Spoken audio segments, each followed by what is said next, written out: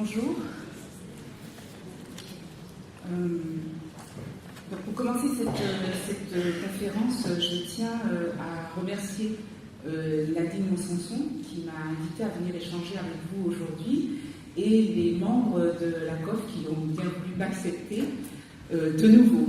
Je dis de nouveau parce que c'est un peu une partie de ce que j'envisageais de vous dire, à savoir d'où je pars. En fait, je suis maintenant enseignant-chercheur à l'université de Cergy-Pontoise en sciences de l'éducation, mais j'ai un parcours qui m'a amené à être enseignante à l'école primaire et ensuite conseillère d'orientation psychologue. Et donc, et je dis conseillère d'orientation psychologue, donc pas encore psychologue de l'éducation. Et quand il m'a fallu, je dirais, changer pour aller vers l'université, bon, ça fait quelques années en fait, j'ai écrit un texte sur mon parcours de conseillère d'orientation et surtout ce que j'y avais appris, ce que j'avais compris. Et ce texte, je l'avais appelé la nécessaire rencontre du professeur et du conseiller d'orientation, etc., etc. D'où le titre qui est réinterrogé aujourd'hui par rapport à la problématique de votre congrès. Et donc, la question qui m'a été posée, c'est à l'époque, donc ça fait déjà quelques années, tu écrivais ça, qu'est-ce que c'est maintenant par rapport à ces transformations que l'on a dans le corps et depuis finalement le 1er septembre de cette année, le fait que le corps soit devenu le corps unique des psychologues de l'éducation, englobant à la fois les psychologues scolaires, les anciens psychologues scolaires et les conseillers d'orientation psychologue. L'autre aspect également de ma participation parmi vous, c'est que je suis en ce moment tout préoccupée dans le cadre d'une recherche sur les questions de raccrochage, enfin d'abord de décrochage, mais vous voyez tout de suite, hein, pour moi le décrochage n'est pas forcément étudié pour lui-même, mais il est étudié pour comprendre comment est-ce qu'on pourrait le prévenir et puis au contraire viser les questions de raccrochage, de persévérance et de bien-être à l'école. Donc c'est une préoccupation que j'ai depuis quelques années, à peu près 5 ans, et donc ça rejoint, je dirais, de nouveau l'actualité. Et puis, l'une de mes préoccupations qui existe depuis le début de ma carrière professionnelle, donc après avoir été voir les conseillères d'orientation psychologue, etc., et que je suis devenue institutrice, j'ai été complètement sidérée devant l'incompréhension des élèves par rapport à ce que je leur disais, les élèves de CE1 à l'époque, alors que j'avais vraiment l'impression d'être très claire quand je parlais de ce que c'était qu'une addition, etc. Et eux, ils ne comprenaient pas du tout ce que je disais. Et donc, depuis ce moment, je me suis demandé finalement, mais comment les élèves, quels qu'ils soient, en fait, quel que soit leur âge, comment ils apprennent, comment ils s'y prennent pour apprendre, et comment est-ce que les adultes qui sont autour d'eux peuvent les aider dans ces apprentissages. Et depuis, tous mes travaux, en fait, tournent autour de cette question, ce qui m'a amené à un concept qui est la médiation didactique. Il y a certains qui m'interrogent encore sur qu'est-ce que ça veut dire, est-ce que c'est pas un pléonasme, etc. Mais en tout cas, mon idée, c'est que ce qui est important dans l'approche qu'on peut envisager, c'est de partir de ce que l'élève, quel qu'il soit, a ou peut nous dire, peut avoir à nous donner, à voir justement de ce qu'il est, de ce qu'il comprend, de sa manière d'agir. Mais une fois qu'on a dit ça, tout n'est pas fait, parce qu'en fait, c'est une vraie difficulté que de comprendre, que d'entendre et de prendre au sérieux la parole du jeune. Quand je dis prendre au sérieux, c'est de considérer effectivement cette expression, ce qui est dit, dans une dynamique de construction et de développement de l'individu. Donc, vous voyez tout de suite où je me situe. Ça va à l'envers, mais c'était pour aller vite. En tout cas, je me situe dans une approche socio-constructiviste de la compréhension de l'individu et je ne vais pas développer tous les aspects qui vont, disons, orienter mon discours cet après-midi, mais il y en a 2. L'un qui a déjà été évoqué par Dominique tout à l'heure, qui concerne justement ce que proposait Vallon. Alors, je dirais dans l'un des principes du plan Langevin-Wallon, qui était celui de considérer les jeunes, les élèves, dans leur globalité, dans toutes les dimensions de leur personnalité, ne pas scinder le cerveau de l'individu quand il vient en face de nous à l'école. Ce qui veut dire qu'on prend en compte le jeune dans ce qu'il est en tant que personne. Et c'est un peu ce que j'essaie de faire avec les personnes qui travaillent avec moi. Et puis, l'autre personne, l'autre psychologue qui m'accompagne cet après-midi, c'est Brunner, parce que c'est celui qui m'avait permis de m'interroger sur ce qu'on pouvait faire, professeur et conseiller d'orientation psychologue, quand on était ensemble dans un établissement, dans l'intérêt des élèves. Et je retiens l'un des concepts qu'il développe, qui est celui du partage de signification. En fait, Brunner, il le définit par rapport à l'enfant et au développement du langage de l'enfant avec ses parents ou ses éducateurs. Mais il m'avait semblé que dans ce qu'il pouvait nous décrire de la prise en compte des significations qui sont sous-jacentes aux mots qu'on peut utiliser, on pourrait également faire une sorte de transposition de ce concept dans les interrelations entre les différents personnels dans l'établissement scolaire. Et donc, c'est la position que je propose cet après-midi.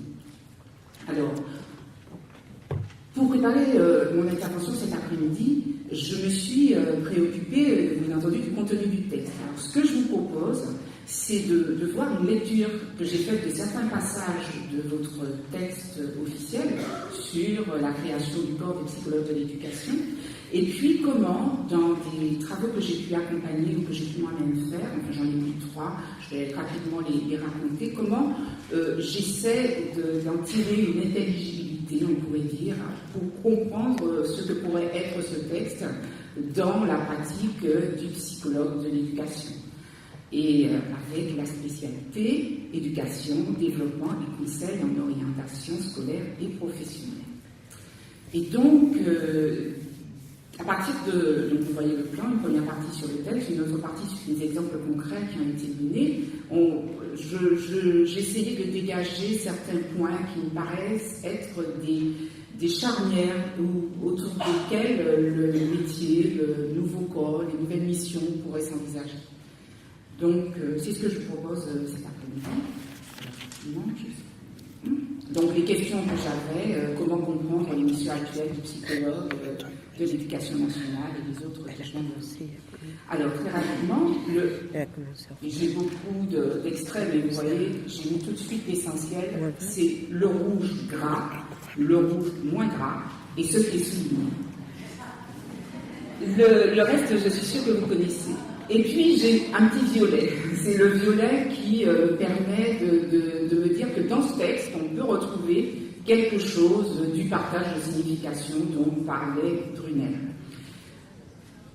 Alors, j'ai fait quelque chose de très classique quand on regarde quels sont les verbes d'action qui sont proposés aux conseillers d'orientation psychologue devenant psychologue de l'éducation nationale, spécialité second degré, pour aller plus vite.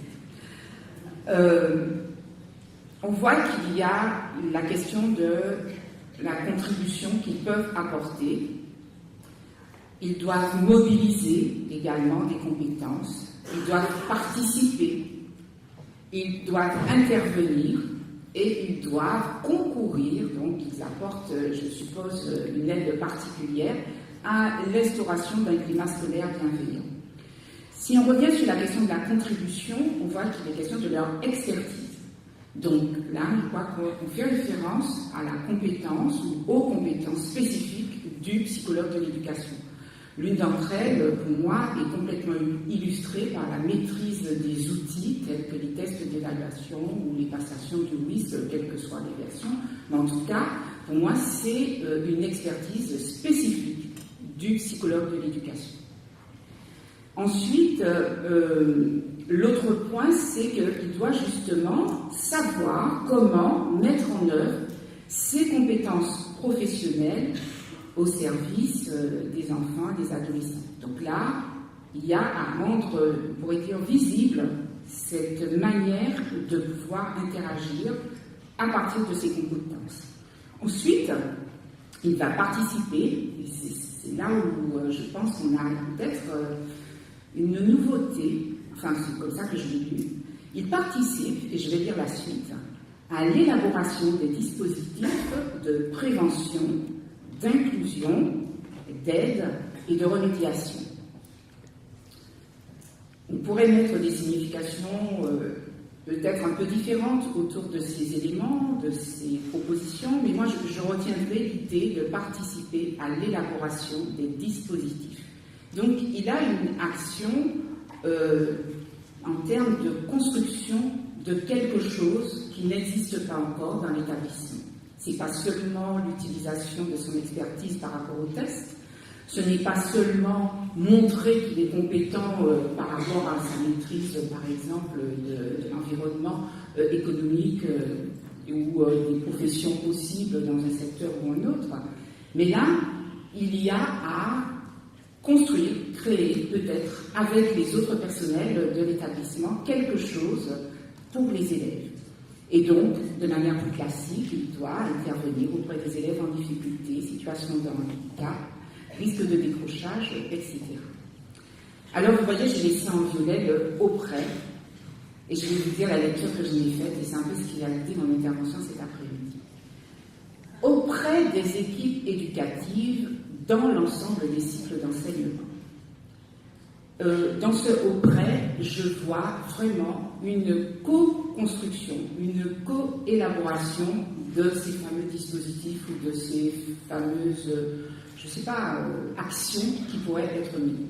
C'est-à-dire qu'il me semble que dans ce texte, on invite le psychologue de l'éducation à se rapprocher des équipes éducatives. Alors, équipes éducatives, que ce soit les professeurs, les responsables d'établissement, les CPE, etc., qui participent auprès des élèves.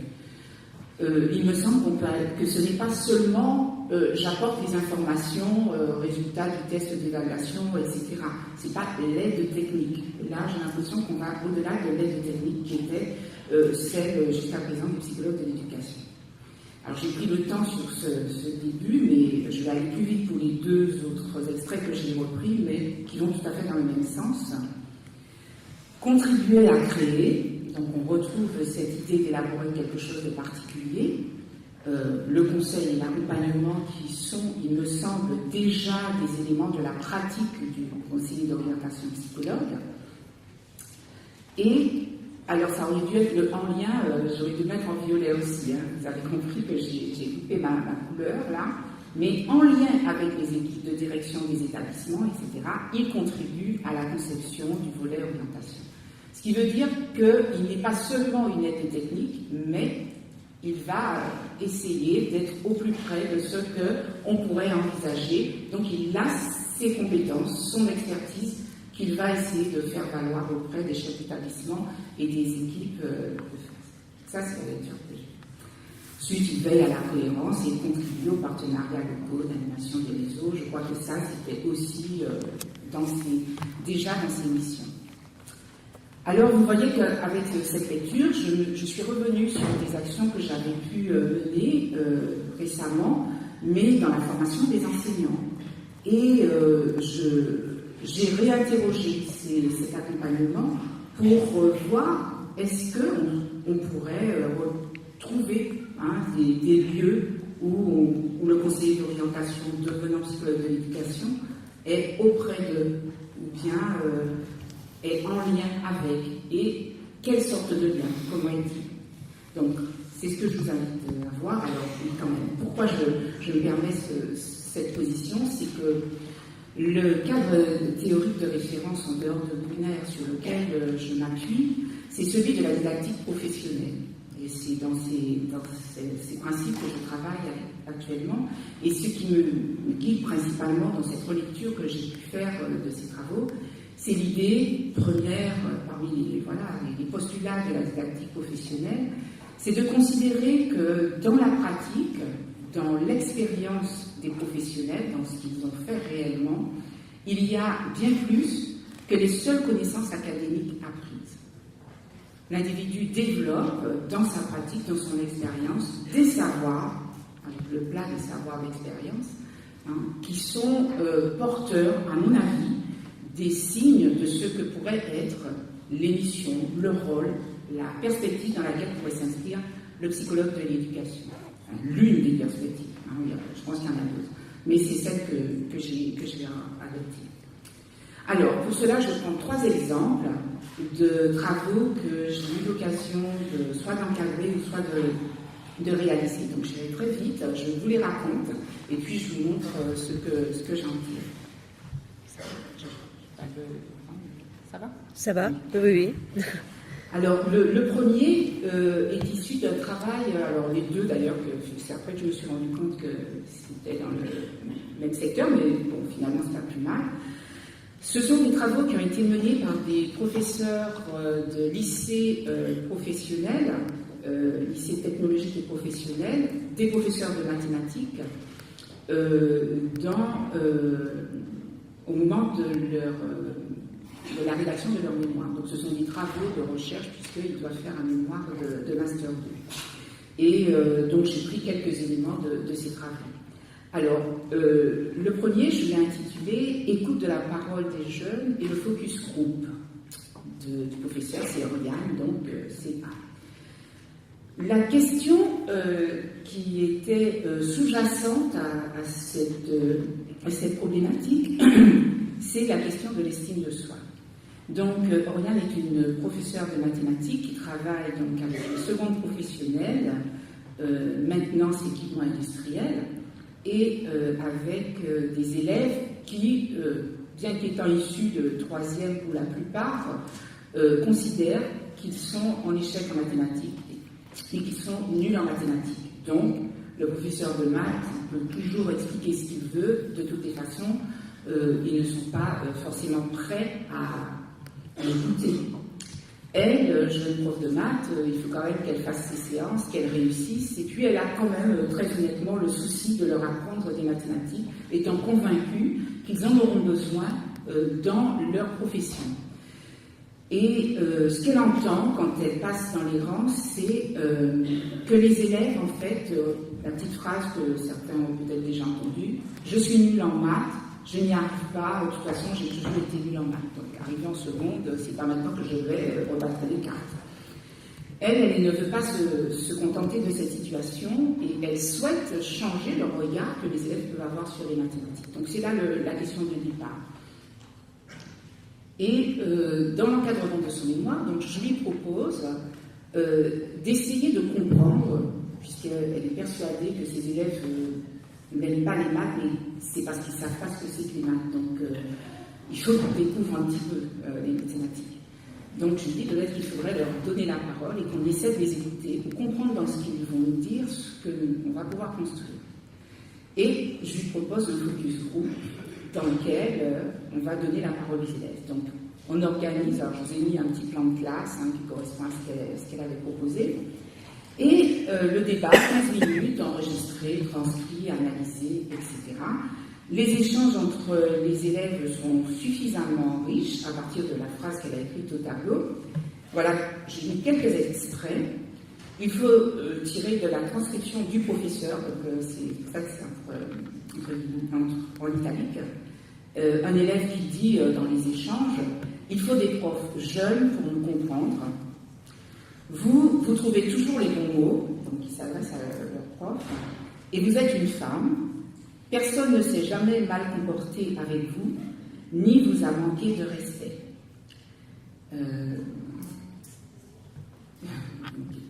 En tout cas, dans cette transcription qu'elle fait de ce que disent les élèves, elle a choisi ces moments parce qu'elle ne s'attendait pas à ça.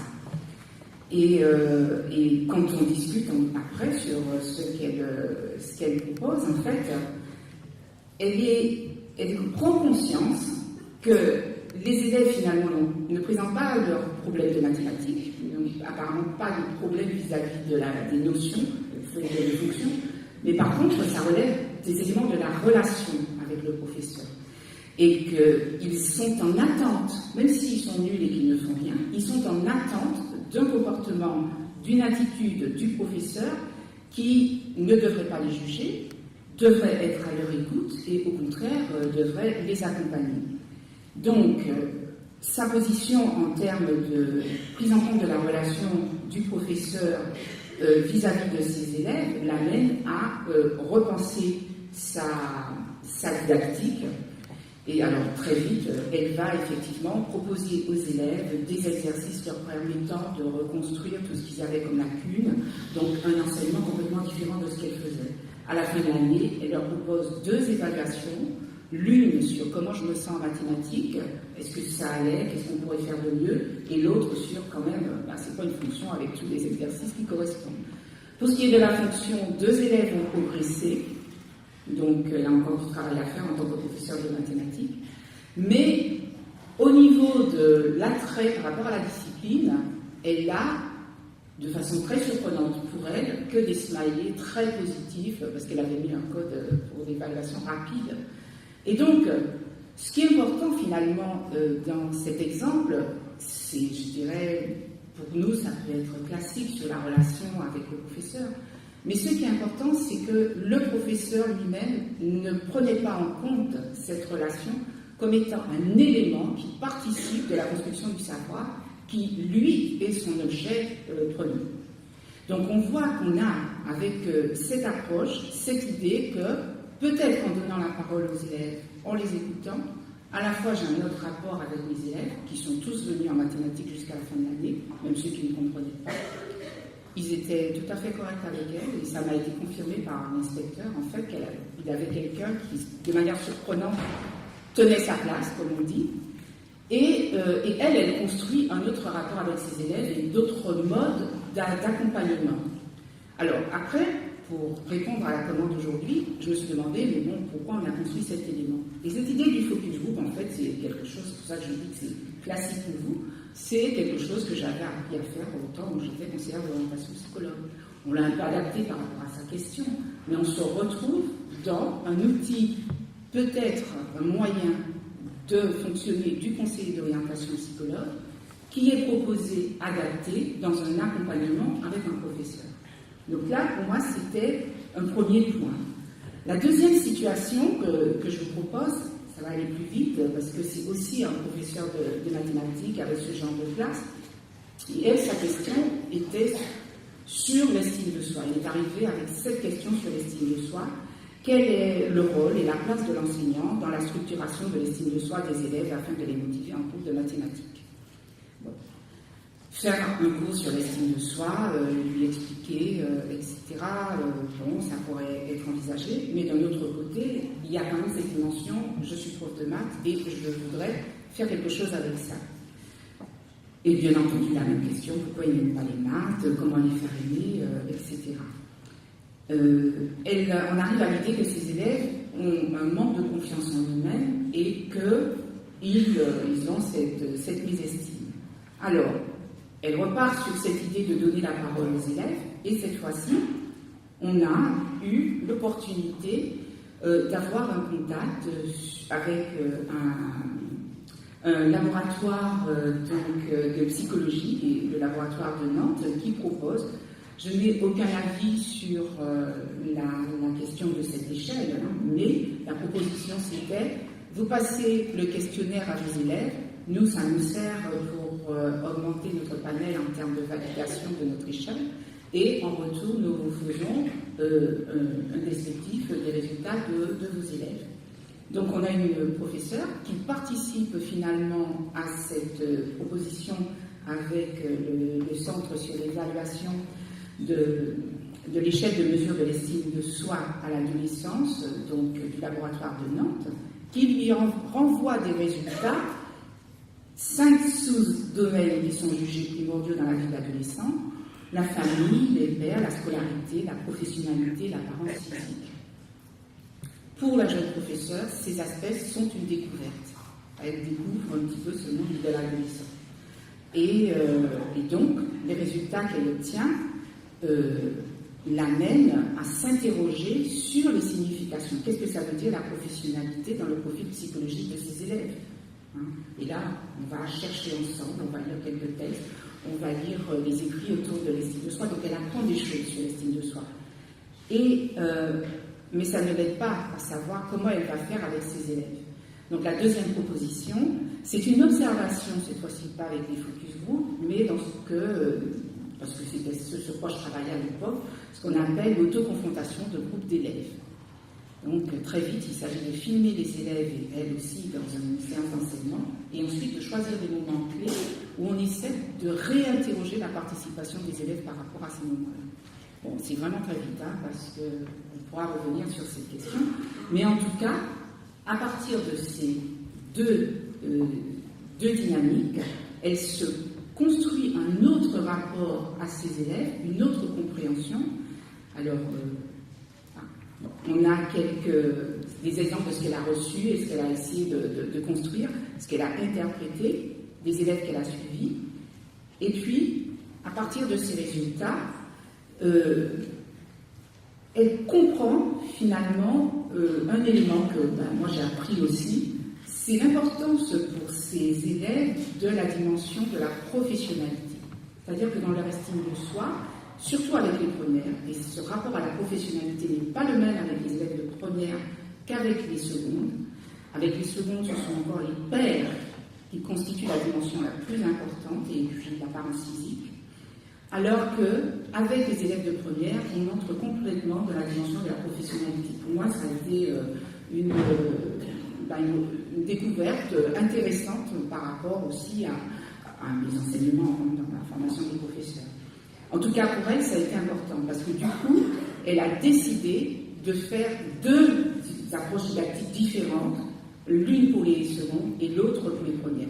Là, j'ai juste mis celle des premières parce qu'elle me permet à moi d'aller plus loin que la salle de classe, puisqu'elle s'est préoccupée de trouver ce qu'elle appelle des bons stages, des stages qui permettraient de garantir une réussite à travers l'épanouissement professionnel pour remobiliser ses élèves sur les enseignements de mathématiques. Elle n'oublie pas quand même sa préoccupation. Hein. Mais en tout cas, en tant que professeur principal, elle s'est donc davantage intéressée à la mise en stage. Et ça a été contractualisé avec ses élèves, et je pense que le contrat était bon, parce qu'au moment de la soutenance, voilà le post-it qu'elle m'a envoyé, qu'elle a reçu de ses élèves. En termes de satisfaction, donc vous voyez, hein, c'est vraiment le post-it tel qu'il est. On s'intéresse surtout au fond. Vous êtes la seule prof qui fait ça, qui a des procédés originaux, efficaces, et qui s'intéresse à ses élèves. Merci. Je crois qu'en termes de gratification pour un professeur, c'est tout à fait intéressant. Hein. Et de l'autre côté, ça nous dit que sans doute là, on a des choses à aller voir. Qu'est-ce qui s'est passé pour qu'on ait des élèves de première CAP qui n'ont rien à faire des maths en début d'année, se retrouvent à la fin de l'année à mettre un post-it comme ça à leur professeur. En dehors des qualités propres quand même du professeur, j'imagine, et d'avoir un très bon relationnel avec ses élèves. Donc, je me suis posé la même question, et voilà, quelques éléments d'analyse. On a de nouvelles alliances éducatives qui ont pu voir le jour dans l'interaction avec le professeur, le fait de donner une parole qu'elle a vraiment pris en compte. Cette idée de prendre au sérieux, c'est pas seulement sur le contenu, c'est j'entends ce que vous dites et j'essaie de faire quelque chose. Elle n'était pas sûre de réussir à trouver les bons stages, mais elle essaie de faire avec eux et voilà, et d'agir avec eux. Donc, je vois encore dans ces éléments cette idée du partage de signification, ou au moins de la collaboration entre des professionnels de champs différents. Voilà, le travail qui a été fait avec les psychologues à l'extérieur, qu'elle n'a jamais vu, je crois qu'elle ne les a pas rencontrés, ce sont des échanges par email, et puis ensuite de ce qu'elle a pu faire avec ses élèves. Alors très vite, le dernier, hein, je vous le dis parce que ça me fait plaisir, carrément. Et puis c'est une recherche qui a été menée avec des élèves de 4e ordinaire et des 4e de CEPA en Martinique sur ma préoccupation de chercheur à l'époque, c'était que j'avais utilisé un jeu dans la construction du nombre à l'école primaire. C'est le jeu d'Awalé. Je ne sais pas si certains connaissent, mais bon. En tout cas, c'est un jeu que j'ai rencontré à l'UFM il y a quelques années quand j'ai changé. Et les professeurs de maths me disaient, toi qui es psychologue, vous voyez, hein, j'entre à l'UFM pour la formation des enseignants, mais je reste quand même conseillère d'orientation psychologue. Avec nous, on suppose qu'il y a des savoirs mathématiques au-dessous de la pratique de ce jeu. Et toi, par rapport au développement de l'enfant et à ce que les enfants peuvent apprendre, est-ce qu'on peut construire quelque chose avec ça? Donc, ça m'a embarqué dans une recherche avec des collègues très enrichissante, où on a vraiment construit des choses avec les élèves de l'école primaire. Et là, l'enjeu, il y a 3 ans, c'était d'essayer de voir est-ce que ce jeu dont on a vu toutes ses potentialités mathématiques, mais aussi relationnelles, pouvait être utilisé dans le secondaire. Et donc, notre idée, je dis notre parce qu'il y avait donc la conseillère d'orientation psychologue de l'établissement, le chef d'établissement, ce sont les 2 personnes qui m'ont sollicité sur cette question. Qu'est-ce qu'on peut faire avec les 4e de CELPA pour créer du lien, donc participer à l'inclusion scolaire des 4e dans l'établissement.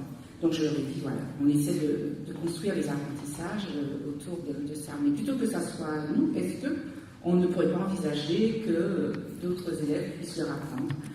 Et voilà, à partir de cette idée, un professeur d'histoire-géographie s'est saisi de la chose et avec sa classe de 4e a développé un projet avec d'autres collègues, français, arts plastiques et les professeurs de CEPA sur apprendre à jouer le jeu de la roulée et la notion, le thème de l'esclavage qui était travaillé avec le professeur d'histoire. Alors je vais aller très vite, juste pour, là il y a quelques photos, vous allez voir. Ça a engendré en termes de dynamique, je dirais, des choses voilà, que moi je n'avais pas du tout envisagé. Mais ça c'est au niveau de l'établissement. Il y a eu donc construction de jeux avec un artisan du coin et des parents en complicité. Il y a eu bien entendu la compréhension de la notion, des notions d'esclavage. Et là, je laisse de côté, mais au niveau du savoir, il y a des choses à réinterroger. Ensuite, il y a eu un voyage, donc une collaboration avec un autre établissement scolaire, un autre collège en Guadeloupe, la visite au lycée, le mémorialat. Mais bon, je laisse de côté tout ça. Enfin, vous voyez, il y a eu quelque chose de l'ordre de l'épi. Ce que je retiens, c'est... Voilà, il vous reste c'est bon, c'est bon. Ce que je retiens, et c'est sur cette image que... Alors, à chaque fois que je présente cette image, c'est 3 fois que je communique sur des angles différents. J'utilise quelque chose que nous avons chez nous, c'est-à-dire l'uniforme, pour vous montrer que les élèves de CELPA étaient en blanc et les élèves de 4e ordinaire étaient en bleu. Cette couleur est pratique pour moi, pour vous montrer la collaboration. Mais l'uniforme est le même pour tous les élèves, sauf que les élèves de 4e étant professeurs, puisqu'ils apprenaient les règles du jeu aux autres, ils avaient demandé à ce qu'on leur fasse des t-shirts avec une autre couleur. Donc pour moi c'est très pratique, mais ils ont tous le même uniforme dans l'établissement. Et ils ont l'uniforme, par contre on a l'uniforme. Alors donc vous voyez ici cette séance d'apprentissage de règles du jeu. Et autour de ça, donc moi quand je reprends ça, c'est pareil, les extraits de leur intérêt et tout. On est arrivé à quelque chose de l'inclusion que visait le professeur. Et donc là, les élèves, après je leur ai fait une interview, etc., qui montrent que, non, ils étaient très étonnés des capacités des autres élèves, donc des élèves de CELPA. Ils sont forts, donc ils les ont vus différemment, et en termes à la fois de réussite et de dynamique, donc j'ai interrogé le chef d'établissement juste pour nous aujourd'hui, et donc elle m'a dit l'année dernière, donc ces élèves de 4e c'était en 2016, donc l'année dernière ils étaient en 3e, ils se sont allés au brevet. On a une réussite significative des 4e dans l'établissement, et même les élèves de CELPA avec le bac pro, le brevet pro, voilà, par rapport à ce qu'elle avait avant. Et donc l'ambiance de l'établissement a changé. Cette année, elle a beaucoup de projets venant des professeurs. Donc il y a eu une dynamique en fait qui a été créée. Vous voyez où je veux en venir. Bon, parole d'élèves, voilà, je vais plus vite, ils ont construit leurs avaliers. Parole de prof, c'était comme un épi, voilà, c'était pas prévu au départ, mais en conclusion c'était ça. Et puis elle découvre ses élèves, cette petite, elle s'est dévoilée, parce qu'en fait, la conseillère d'orientation psychologue, ayant décrit ses élèves de CELPA pour organiser les groupes et tout ce qui s'est passé, elle a pu voir les élèves différemment, elle, la professeure d'histoire. Et elle s'est inscrite dans l'accompagnement des élèves de CELPA l'année prochaine. Donc, pour aller vite, je me suis intéressée à l'action de la conseillère d'orientation psychologue. On voit que dans sa participation, à côté du chef d'établissement et des professeurs, elle a aidé à la compréhension de la difficulté de chacun des élèves de CELPA pour encadrer. Donc là, je vais aller très vite, je ne vais pas rentrer dans les détails, mais en tout cas, il y a eu ces moments où elle a présenté les élèves pour voir jusqu'où ils auraient été capables de participer, d'apprendre les jeux et d'apprendre les règles. Et en fait, ils n'ont pas construit les jeux comme les élèves de quatrième, mais ils ont appris les règles du jeu et je ne sais pas si cette année ils ont participé à la construction du jeu, mais en tout cas, l'atelier jeu a été installé Alors, très rapidement, parole de professeur. C'est là-dessus que je voudrais quand même terminer. C'est pas seulement la professeure de cette classe, mais c'est à la fois les professeurs stagiaires qu'on a vus avant, mais également des professeurs j'ai l'occasion d'animer des stages depuis 3 ans donc, à l'ESP sur la prévention du décrochage et le développement de la persévérance scolaire. Et il y a une question qui revient systématiquement. Alors, ce sont surtout des professeurs qui s'inscrivent à ces stages et leur question, c'est qu'ils ne connaissent pas les adolescents qu'ils ont en face. Alors, il me semble que dans les nouvelles missions du psy de l'éducation nationale, et là c'est aussi la forme, enfin, je dirais le professeur en sciences de l'éducation à l'ESP qui en principe aurait pu faire les enseignements de psychologie, je peux vous dire que c'est très très très léger. Si on arrive à avoir 3 heures pour expliquer à un professeur c'est quoi un adolescent, vous comprenez bien qu'ils ne sont absolument pas formés pour comprendre les jeunes qu'ils ont en face d'eux. Je crois que le psychologue de l'éducation aura sans doute aussi à accompagner la formation des professeurs dans la compréhension des jeunes qu'ils ont en face d'eux, du point de vue psychologique, pas seulement en termes d'information, mais vraiment les former. Ensuite, ce que je vois aussi, c'est, en plus de la coélaboration, comme on a vu, des éléments de pédagogie ou de didactique, le deuxième point, il me semble, c'est j'ai mis ça, je l'ai appelé simplement médiateur avec les familles, mais en tout cas, il y a plus que simplement dire qu'on a eu des échanges avec les familles et que voilà, on les comprend. Les professeurs s'écartent aussi des familles. Peut-être tout simplement parce qu'ils viennent, voilà, on connaît cette dynamique, ils ne sont pas forcément du cru, donc ils arrivent là, ils ne connaissent pas l'environnement. Et le psychologue de l'éducation aura peut-être aussi à les accompagner dans cette compréhension. Et puis, j'ai encore juste un dernier point, oui, c'est la réflexion sur le type de psychologie d'éducation à mettre en œuvre. Sinon, les questions. Oui, voilà. Oui, c'est tout, c'est ce que j'allais dire. Le dernier point, c'est vraiment une question d'interrogation sur l'identité et le type de psychologie qu'on peut mettre en œuvre dans ce cas. Très bien, on vous remercie.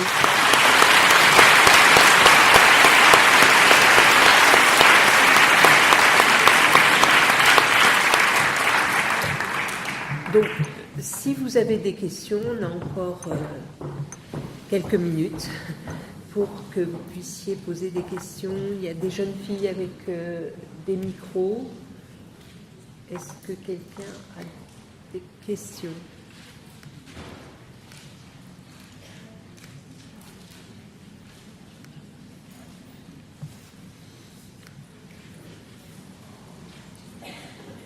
Y a-t-il une question ?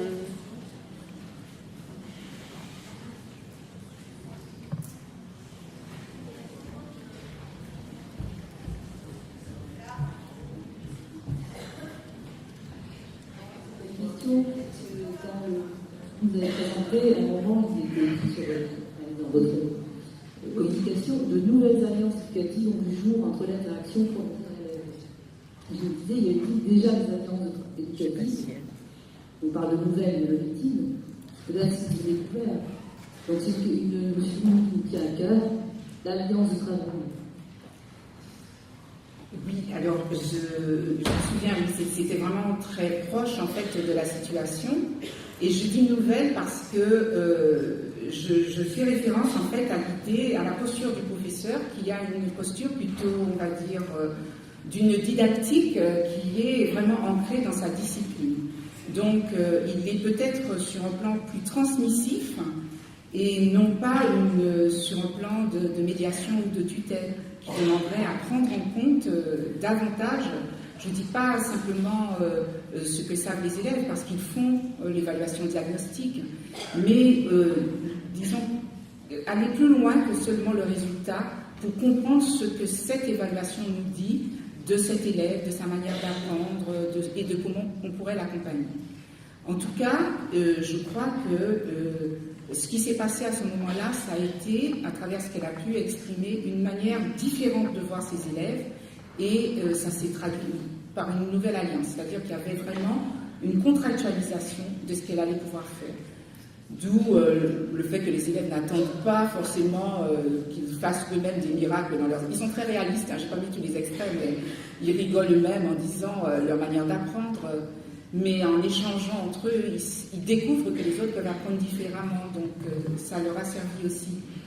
Mais en tout cas, ils n'attendent pas du professeur qu'il devienne vraiment extraordinaire.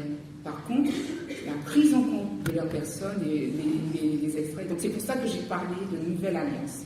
Ça, c'est mon interprétation. Mais qui peut s'étoffer avec l'aide du psychologue. Y a-t-il d'autres questions? Moi, je suis très contente que vous abordiez ce sujet. Pour avoir mis en place des groupes de parole au lycée en tant que médiateur entre les paroles des élèves et les paroles des enseignants. En fait, c'était un groupe d'enseignants qui s'était constitué pour avoir envie de travailler ensemble. Mais comment, on ne savait pas trop. Et c'est vrai que faire parler les professeurs sur leur pratique professionnelle et instaurer un climat bienveillant pour qu'ils puissent s'exprimer sans se juger les uns les autres et se donner des idées de pratique, c'est important. Et faire parler les élèves aussi de leur vécu à l'école, de ce qu'ils ressentent et des difficultés qu'ils rencontrent et pouvoir exprimer cette parole collective aux enseignants. Et un va-et-vient comme ça entre la parole des élèves et du groupe élève, c'est plus des paroles individuelles, ce sont des paroles collectives. Ça permet effectivement aux uns et aux autres de mieux se comprendre et de faire évoluer les pratiques.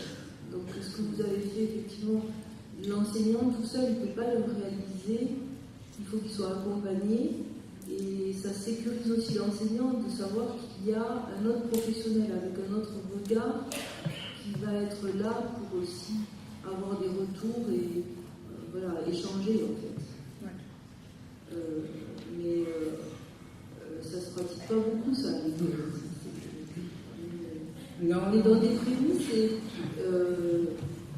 les élèves disent que les enseignants sont beaucoup sur la défensive et ils ont l'impression que quand un élève pose une question, ils ont l'impression de le répéter, mais le travail de l'enseignant c'est la répétition. Ils ont l'impression d'être harcelés, mais c'est vrai que et du coup ils s'unifient en retour et c'est vrai qu'il y a des incompréhensions à la fois de la part des uns et des autres. Et ça cristallise des incompréhensions qui sont difficiles après à faire évoluer, à faire bouger, et qui évoluent sous forme de violence, d'insécurité, etc., et de décrochage scolaire. Oui. C'est pas une question. Je vous remercie quand même de votre remarque parce qu'elle permet de souligner un point qui effectivement que je n'ai pas mis en avant, mais qui est la relation de confiance qui s'établit. C'est primordial, oui, ça c'est vrai. Mais c'est, je crois, dans le fait de se dire, de dire tout de suite, on n'y arrivera peut-être pas, mais on essaie ensemble. Et ça, c'est rassurant pour les élèves, mais je pense aussi pour les professeurs. Parce que, effectivement, bon, je vous ai présenté des choses qui sont complètement innovantes. Hein. Mais on est dans un mémoire de master, on est dans une recherche, donc on est vraiment dans des lieux, justement, où on va créer des choses un petit peu nouvelles. Mais, donc, comme c'est autorisé, finalement, il y a cet accompagnement. Et c'est pour cette raison que je suis revenue sur ces exemples, parce que l'accompagnement, je me suis rendu compte que c'était vraiment des éléments qui correspondaient aux compétences du psychologue de l'éducation. Et je crois que c'est l'un des points qu'on aura. Il y a un autre point que je n'ai pas développé, mais la prise en compte des choses... voilà, de toutes les violences que nous avons eues. Bon, moi, je suis à l'ESP de Cergy-Pontoise, dans la région parisienne, donc il a fallu faire face avec les professeurs à certains événements qu'on a eu dans les deux dernières années, là. Et je crois que les stagiaires étaient en attente de comment faire avec leurs élèves par rapport aux événements violents qui s'étaient déroulés. Donc, il me semble que sur le terrain, les psychologues de l'éducation auront à faire face aussi, à accompagner les équipes sur ces aspects-là. Je crois que dans la conférence, alors je ne sais plus qui le disait ce matin, est-ce qu'il y aurait aussi ça dans l'émission du psychologue? Je pense. Je pense. Oui, c'est-à-dire donner un regard de la parole de l'élève, enfin, du contenu de la parole de l'élève, faire remonter ça au niveau de l'institution, pour que véritablement les acteurs prennent en compte leurs besoins, leurs attentes et qu'ils ne les considèrent pas que comme des robots, comme des êtres humains qui ressentent et qui ont envie d'apprendre. Oui, oui, ils sont demandeurs. Parce que être en décrochage, c'est très violent pour les élèves aussi. C'est ce qu'on disait, l'inadaptation à la société est très angoissante, très anxiogène, et ça peut générer ce qui se passe actuellement dans la société, hein, des raccrochages sur des idéologies,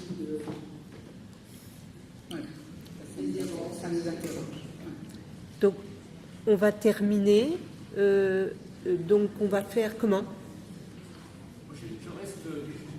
D'accord, vous aviez une question encore. Alors, la dernière. Je reste très frustré sur la question du type psychologie. C'était pour faire le lien. Non, mais il y a la table ronde. Il y a la table ronde ensuite. Hein. Il y a Il y a une table ronde, oui. Je tiens tout de même à dire à Madame Hubert-Foucault que je reste très frustré et je suis donc du coup très intéressé par ce qu'elle va nous dire du type de psychologie qu'il convient de développer et de mettre en œuvre dans ce type de démarche.